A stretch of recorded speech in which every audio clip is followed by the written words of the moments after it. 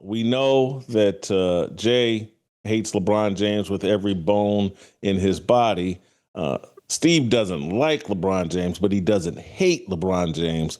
And so, Scap, Um, I'm going to go to Steve first so we can get a tiny bit more of an objective opinion. I know you just want to celebrate this, and you probably sent Jeff Teague a check. But, Steve, are you surprised that the media is ignoring Jeff Teague's allegations here? 12-year NBA veteran, pretty detailed explanation of LeBron using performance and steroids, according to Jeff Teague. You surprised that it's being ignored? well, first of all, I want to clarify this. I have a very, very strong dislike of LeBron as a Laker fan in recess. Now, it doesn't reach the depths of my guy Scap here, but I'm certainly not waving the pom poms like I'm with Clutch Sports. But Jason, the LeBron James PED allegations and link, I'm beginning to think it's like the Epstein files of the NBA or sports. I mean, you bring it up, you talk about it, you're promised a lot. Only thing missing is a bunch of social media guys, waving a bunch of binders in front of Clutch Sports' office or the White House. But of course, I'm not surprised. And we've talked about this. The reality is, Clutch Sports has their tentacles all over the media. Now, when you first started out, Jason, in this, you had to be hired by a real media entity. Now the athletes own media entities, and with the traditional outlets closing or shuttering their operations, guess what? We all need gigs. And if I say something about that guy, that closes off an avenue, guess what? I'm not saying anything, because in this case, silence is golden. Steve, what do you think of Jeff Teague's backpedal?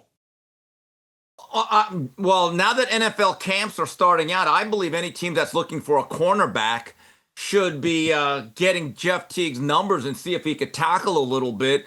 That's an impressive backpedal, but I think it was incredibly, I would say, predictable. I would have been really impressed if Teague would have said, look, I said what I said. If you want to bring a lawsuit, go ahead. But a lot of these guys don't understand.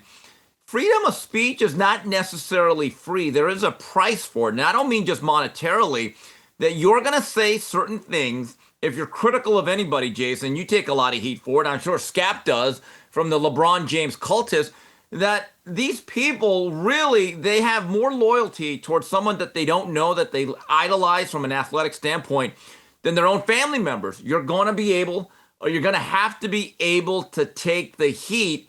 And Jeff Teague decided to get the hell out of the kitchen.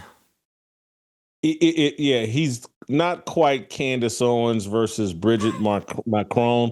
Not quite, but I've opened up a can of worms. Hey, Scap, I want to bring you into this. Part of what I think where Clutch, Rich Paul, and LeBron are about to find out is their Michael Jordan obsession entering into this GOAT debate as aggressively as they have, it has consequences. And so when part of your argument is Michael Jordan retired twice, and you're platforming Kevin Durant to make that argument, don't be shocked when someone says, well, you know why LeBron's never had to take a break? Because he's got a little help as it relates to PEDs. I just think that if he hadn't so aggressively and passionately entered into the Michael Jordan debate, I think guys would be more respectful of the way they talk about it. I'm talking about former players and independent broadcasters and content creators. Anyway, your thoughts? Yeah, Jason, I think really his primary, like, overarching premise of being the GOAT or being in the conversation with Michael Jordan or eclipsing Michael Jordan, it really rests totally on his accumulation of statistics, on his longevity in the NBA, in everything that he's achieved by playing now 22 years and counting. He's going into his 23rd NBA season next year. He was second team All-NBA last year. So he's obviously still playing at an elite level, an unprecedented level. He's going to turn 41 years old in December. basically all of it, his entire case, constructed on this flimsy house of cards, the longevity counting stats, which will all just blow over if a strong wind swept in around his house, if there is ever any credible intel put forth on these PED allegations. But Jason, I would present that there is credible intel. There have been credible things tying LeBron James to PEDs. Just real quick, I don't know if you or anybody else watching right now remembers, but the Biogenesis scandal, which erupted in Miami, mind you, one of the biggest sports scandals tying athletes to performance enhancers, took down several professional baseball players, including Alex Rodriguez. In federal documents, which had been they had been unredacted like years ago now. I think this was 2 or 3 years ago now that many of those files had been unredacted, and we learned that Ernest Mims, a longtime business partner and part of LeBron James's inner circle, was a client of Biogenesis. Have you seen this guy's physique, Jason? There is literally no reason why this guy would be on that list as a client. David Alexander's name was also implicated as a client to Biogenesis. He, at the time that LeBron was playing in Miami, was LeBron's personal trainer and LeBron's wife's personal trainer. No one talks about this. ESPN never discusses it. Obviously, he's protected from on high, but if we can ever get someone on the record or get some credible tests going here, I think LeBron James' entire legacy is at stake. Steve, I don't know why I'm struggling to remember your friend that came on the show. He's involved with the Balco deal. Victor Conte. Victor Conte, yes. Yeah, I'm sorry. Victor Conte. Thank you so much. You know, if I remember, he was on this show about a year and a half ago, talking about this and you know, putting some real meat on the bones as it relates to LeBron James. Tell me this, Steve, are you and I don't know if sympathetic is the right word for me, but I do have some sympathy. Like, I'd be shocked if LeBron didn't use PEDs, because everybody is using PEDs because there's so much money involved. Jason, I've told you this quote before, but the track coach of Ben Johnson, who in 1988 became the story of that Olympic Games in Seoul, Korea, said, "It's a level playing field, just not the one you think it's on." And you go back to that 30 for 30 they did on Ben Johnson. Now, I was very naive because I was a Carl Lewis homer because, gosh darn it, I love America.